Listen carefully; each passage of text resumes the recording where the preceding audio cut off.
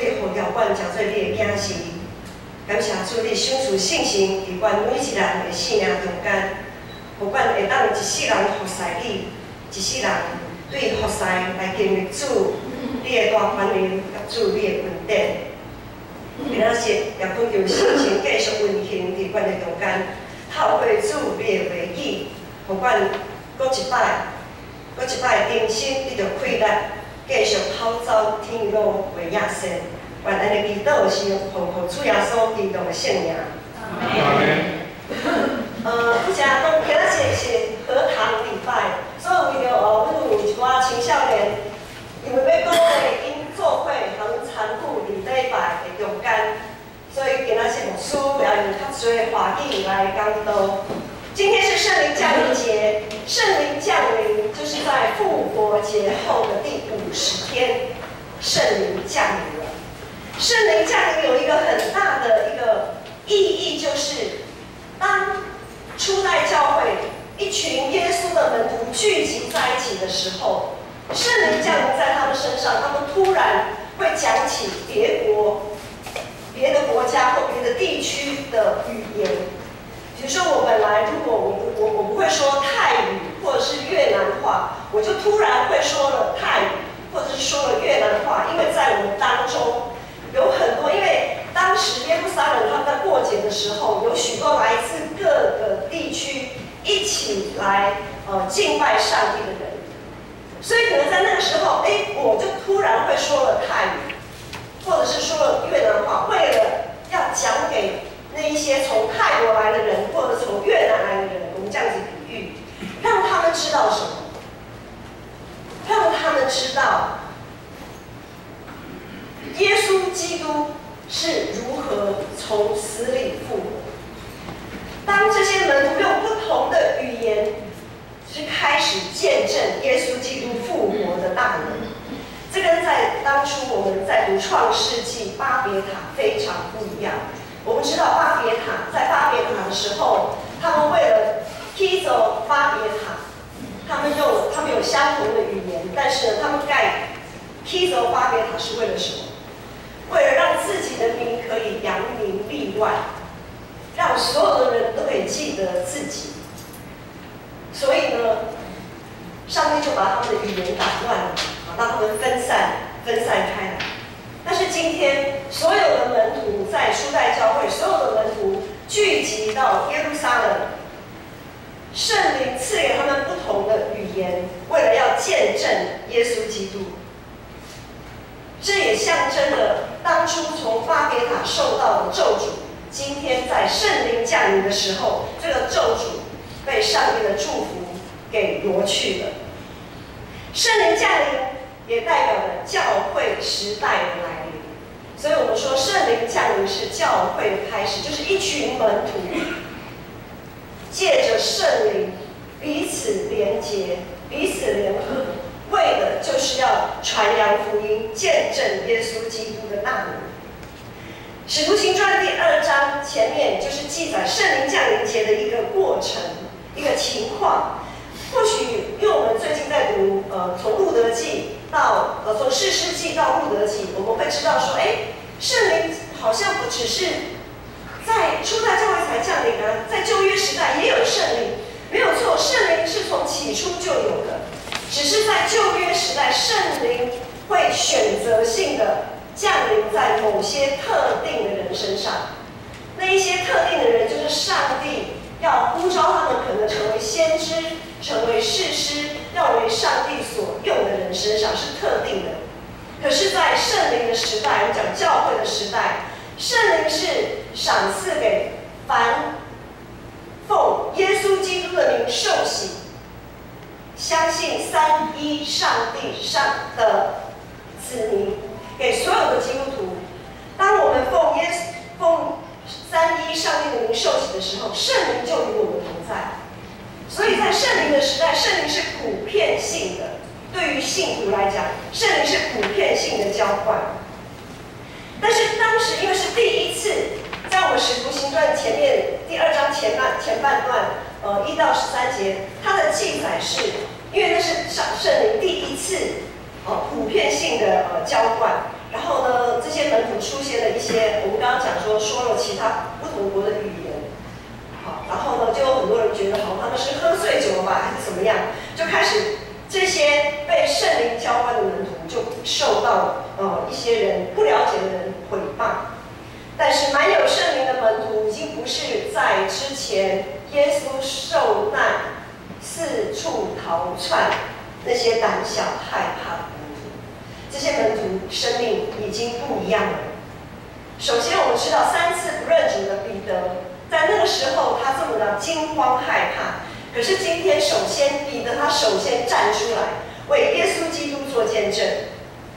这是彼得第一次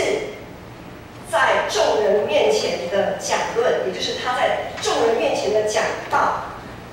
这一篇讲道呢，就是我们今天读的经文，从第2章《使徒行传》第2章17节以后，有很长的一大段，就是彼得的讲道。在这边，我们今天选用的段落，就是他引用了先知约珥的话，见证当时在旧约时期，上帝如何借着先知约珥他所说的预言都一一的实现。我们首先来看先知约珥书的背景。先知约珥书他在说这一段话的时候，也就是说17节说，在末后的日子，我要将我的灵浇灌给凡有血气的。你们的儿女要说预言，你们的少年人要见异象，老年人要做异梦。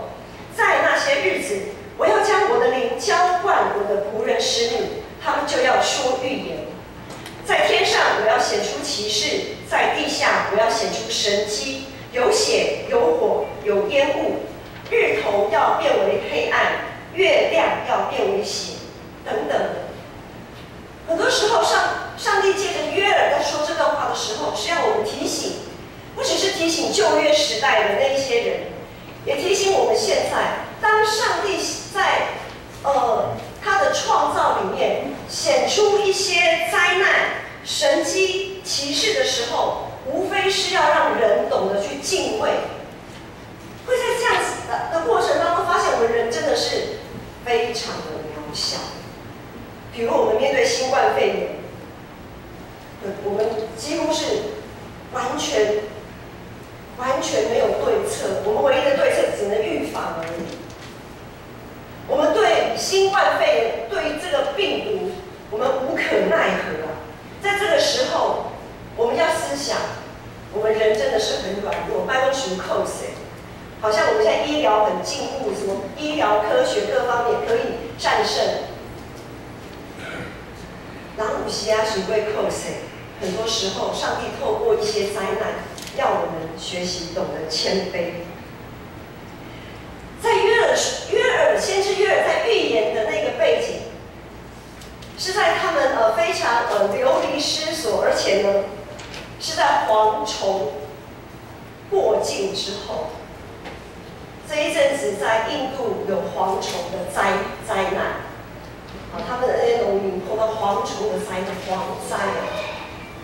非常的可怕，也无可奈何。在这样子的一个蝗虫所造成的灾害以后，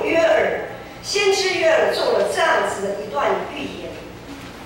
然而，在末后的日子，我要将我的灵浇灌给凡有血气的。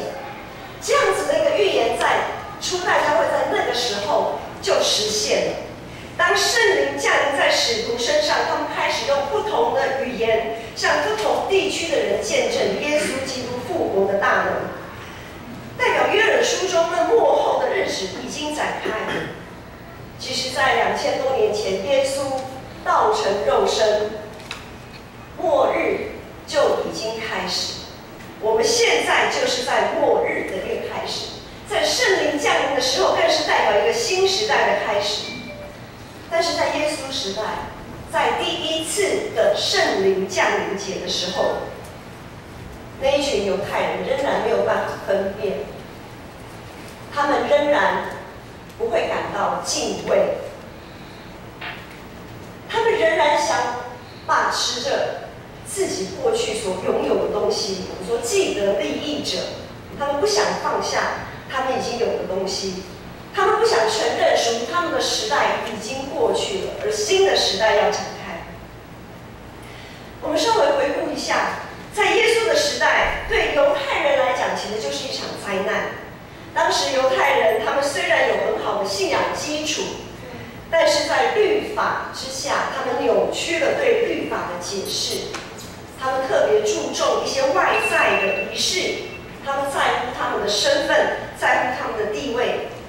信仰已经成为在当时有心人士利用的工具。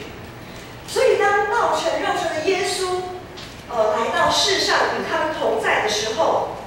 耶稣试图要重新诠释上帝所颁布的诫命律例，他要试图把他们扭曲的信仰给转回来的时候，对许多的犹太人而言，他们没有办法接受，所以他们开始有一些宗教领袖就开始对耶稣有各种的打压，也利用各种的手段要置耶稣于死地。所以当然最后耶稣被钉在十字架上。然而在这个过程当中，只有少数的犹太人，他们明白了上帝的启示，他们愿意悔改跟随耶稣。然而大部分的犹太人在耶稣那个时代，他们还是坚持的要用过去被扭曲的传统继续绑架他们的未来。末后的日子在2000年前耶稣道成肉身的时候就已经开始，所以我们也在2000多年来教会的历史当中，我们会看见不断有神迹奇事发生。这一群被圣灵当初在耶稣时代，在圣灵的时代，被圣灵浇灌的这些门徒，开始四处去传福音的时候，在罗马帝国的统治下，其实他们常常受到生命的威胁。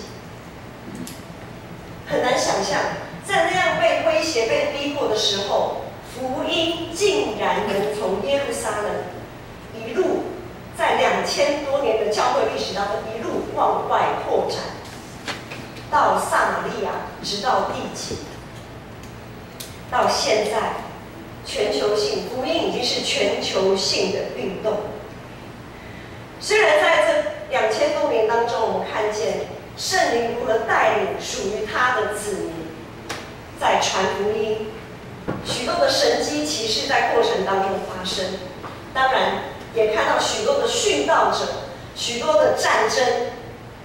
也在这2000多年来不断的发生。可是有一些信徒，虽然他们相信了耶稣基督，但是因为信仰没有被塑造，以至于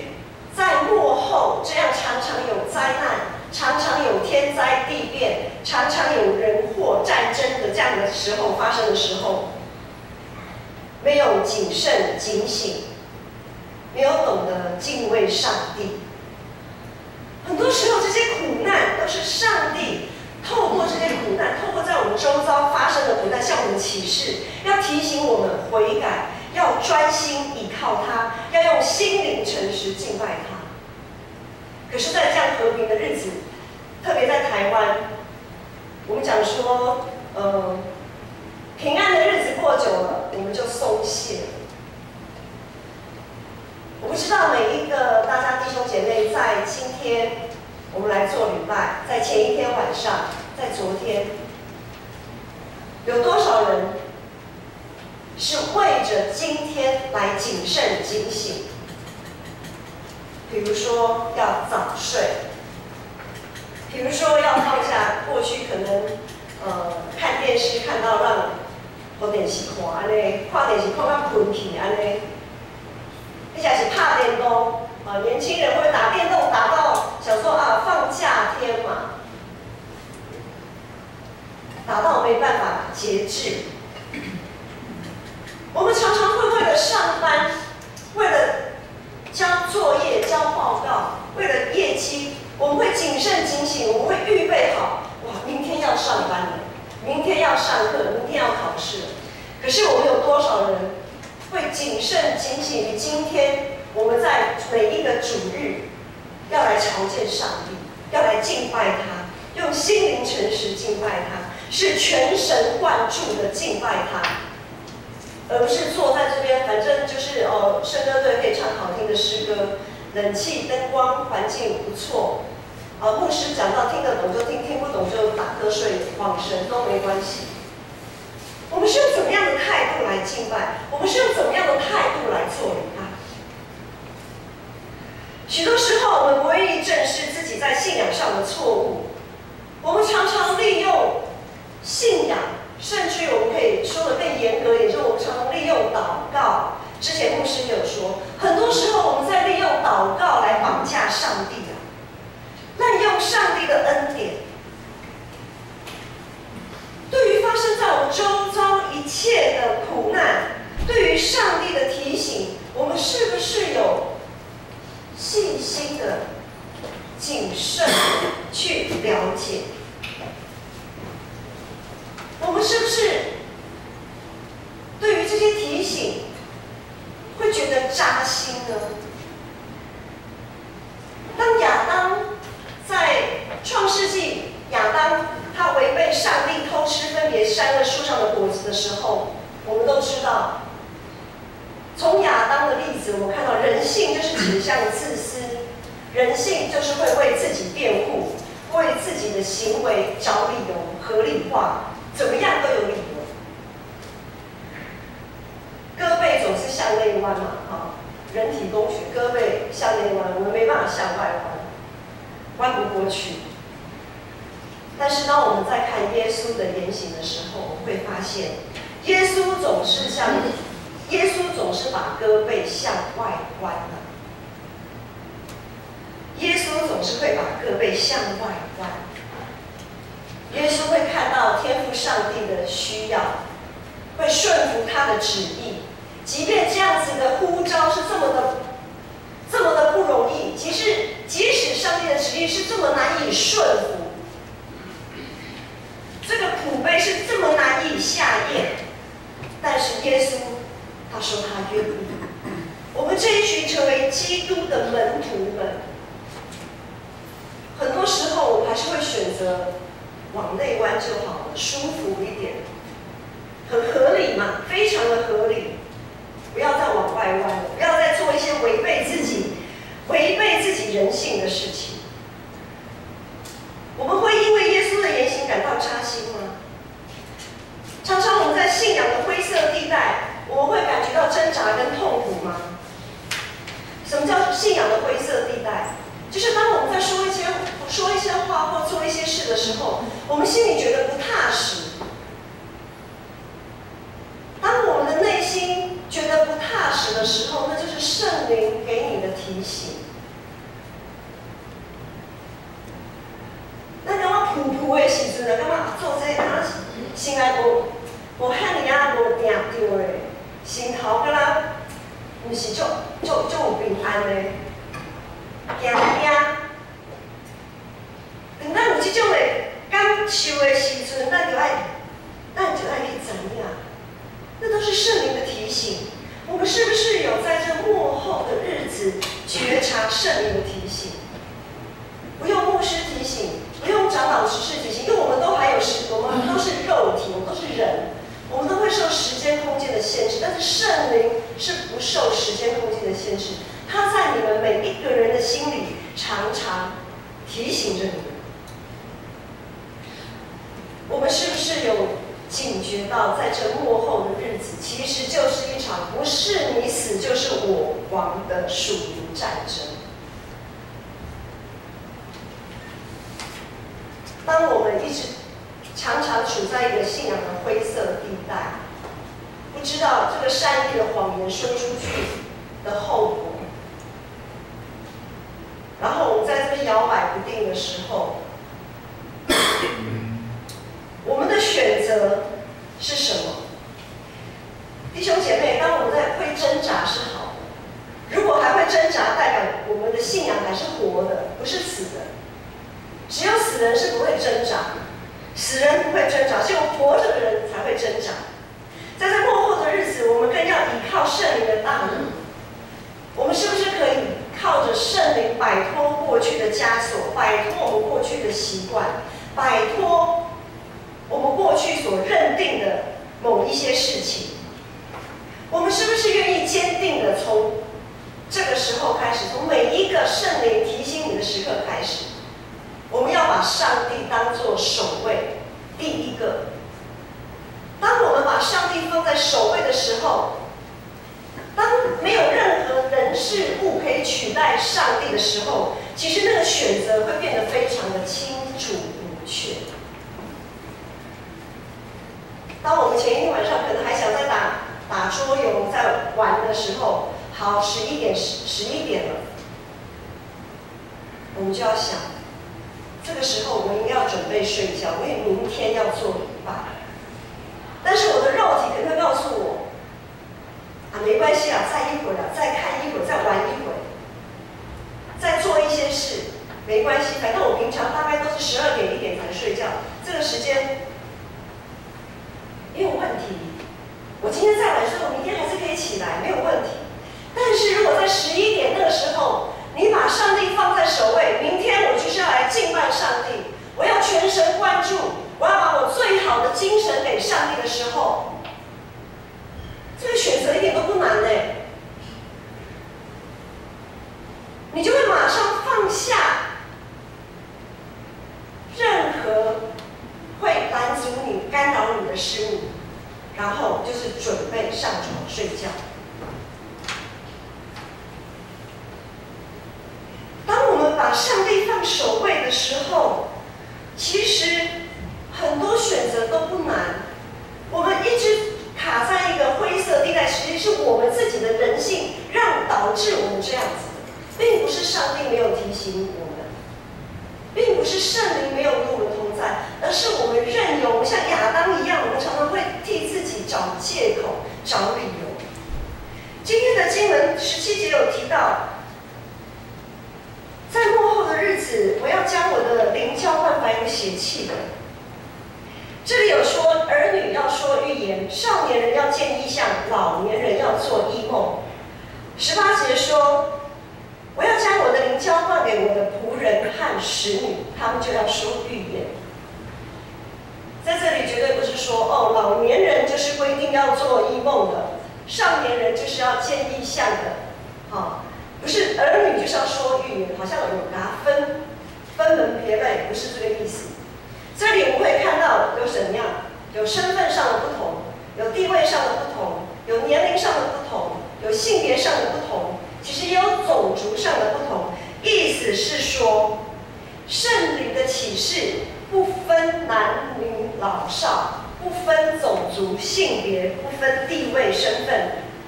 所有属于上帝的儿女都可以得到上帝的启示。上帝可能用环境向你启示，可能在梦里向你启示，可能透过弟兄姐妹的话向你启示，透过礼拜向你启示等等。然而，我们这些受圣灵启示的子民当我们受到上帝的启示、各种的教导的时候，我们就要用不同的方式，用不同的语言来敬拜他，用不同的方式来学习做基督的门徒，为他做见证，让所有愿意信靠上帝、求告主名的人都可以得救。凡求告主名，终必得救。意思不是说我有祷告我就可以得救。我们的祷告是不是带着信心？是不是符合神的旨意？是不是有绝对的顺服这很重要。当我们绝对顺服上帝的主权的时候，我们的祷告就必垂听，我们也必得救。即便在外表看来好像上帝没有听祷告，耶稣的受难就是一个最明显的例子。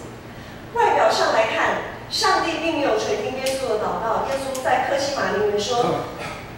父啊，若你愿意，求你把这个杯挪去。”当然，耶稣最后补了一句话：“要按你的旨意，不是按我的意思。”很多时候，我们的祷告没有加当上帝还是定义要把我们钉在十字架上的时候，我们的信仰就跌倒了。我们没有看见，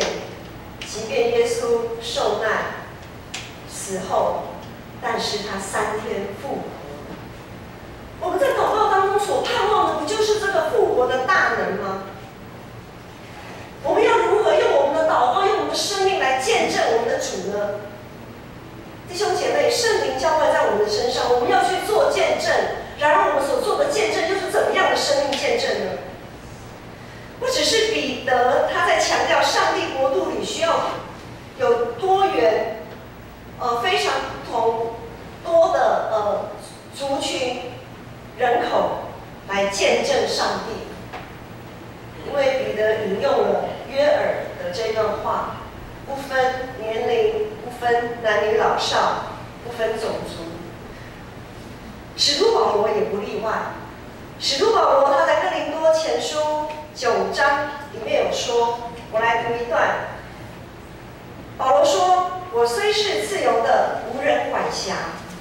然而我甘心做了众人的仆人，为要多得人。像犹太人，我就做犹太人；像律法以下的人，我虽不在律法以下，还是做律法以下的人，为要得律法以下的人。像没有律法的人，我就做没有律法的人，为要得着没有律法的人。”从这一段保罗的叙述，他说：“像软弱的人，我就做软弱的人。我们在像什么样子的人，我就做什么样子的人。无论如何，总要救一些人啊，为了使更多的人可以得到福音，为了使更多人可以得救。所以弟兄姐妹，教会绝对不是一个统一的群体，不是一个好像一个命令下去就是一个动作，不是像军队这样子统一划一的。在圣灵里面，我们是合一的。统一跟合一不一样哦。统一是今天如果我们要敬拜赞美，好，我知道很多有些教派就是要举手，所有的人都要举手哦，而且角度要对哦。好，60度就是60度，你不能给我45度，也不能30度哦，这叫统一。好，合一是什么？合一是包容各个不同的元素的敬拜，包容各个不同的肢体语言。有的人喜欢四部和声，有的人喜欢那就是我们现在讲说时下年轻的敬拜赞美。要举手就举手，要拍手就拍手，要跳跃就跳跃，没有一定的，这就是教会的合一。虽然我们这么的不同，但是在圣灵里面，我们有合一的敬拜。我想，无论是耶稣、彼得还是保罗，他们都是站在同一个圣灵的基础上，展开一个全新的境界。建成教会这次的长职选举，我不知道大家有没有发现，也有一个这样子的现象，要往一个新的境界迈进。我们加入了许多新血，不只是在年龄上，更是在身份上有很大的不同。比如说，在我们的新血里面，有第一代的信徒，牧师也是第一代的信徒。在新血里面有来自不同国籍的姐妹，也有算是失而复得，非常让我们欢欣鼓舞的羊群。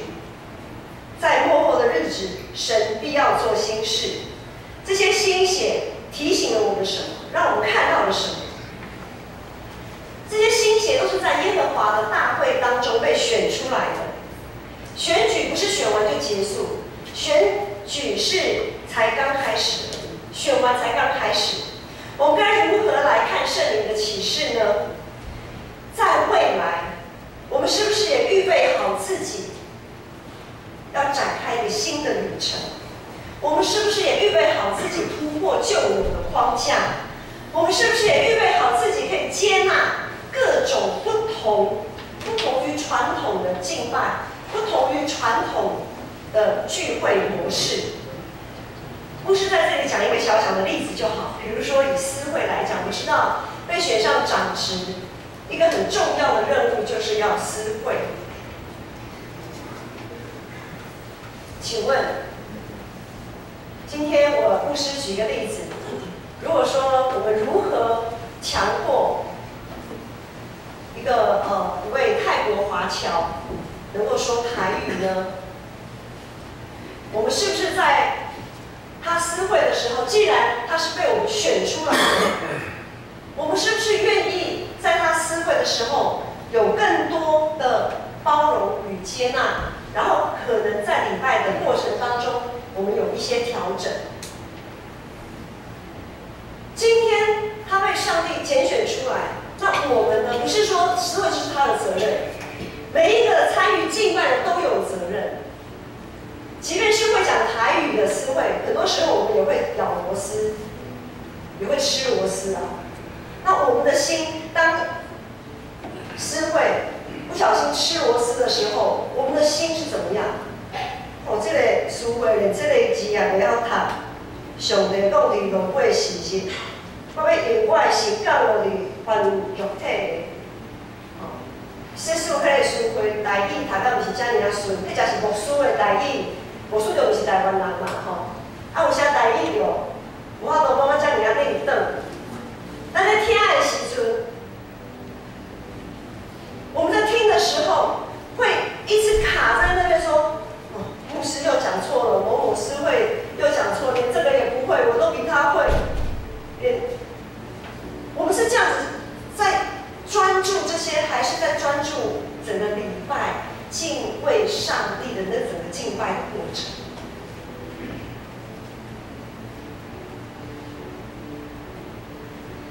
选出来绝对不是长职的任务，教会不是牧师的，也不是长职的，是全体会友的。新人新气象，这一些新人会带出许多新的思维。圣灵在圣灵的带领下，会活化整个信仰的群体，会开展一条新的道路。新血固然重要，但是我们千万不要忘记，我们们现在之所以能够有所突破，我们之所以能够勇敢做梦，都是过去许许多多的前辈跟我们一起尽心、尽性、尽意服侍上帝，不断用他们不在乎他们的名分，或许他们是退任的长职。我们会发现，有许多在教会里许多退任的长职，他们默默的在付出。虽然他们已经不在职了、不当职了，但是他们仍然默默的在服侍，在团契，在教会的各个层面，默默的在付出。他们不断用他们宝贵的经验来扶持、来拖住这一些新血。那怎样？新血有的时候会遭奸品嘛。那不小心遭奸的时阵，我们会看到这一些信仰的前辈，会用爱心说诚实话，把他们稍微拉回来一点点，好，拉回来一点点。建成非常感恩，在这一次的长职选举，我们看到许多可贵的传统一直在延续下去。我们也看到许多新血被大家扶持支持，来塑造更不一样的未来。相信建成教会这根枝子必定会更加茂盛，多结果子，甚至可以生出墙外。在末后的日子，也就是圣灵的时代，活泼的信仰要展开。我们是不是我们的信仰是已经快要病入膏肓了吗？还是已经不冷不热了？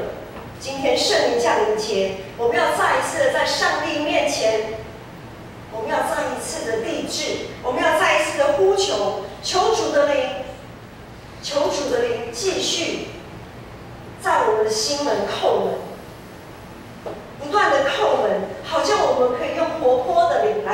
应主的呼召。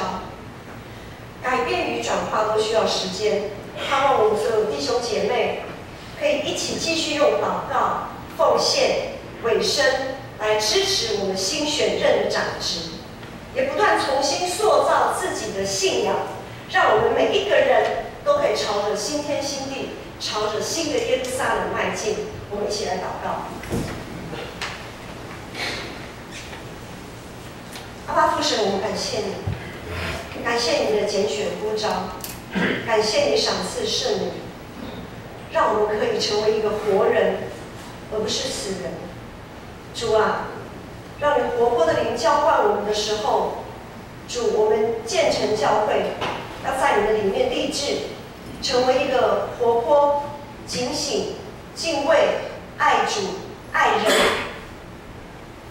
并且在这个过程当中，我们拥有合一的敬拜、合一的服侍，要成为荣耀上帝的教会来努力。求主的灵继续帮助我们，让我们可以在你的恩典里面继续经历主你复活的大能。祷告祈求奉靠我主耶稣基督的名。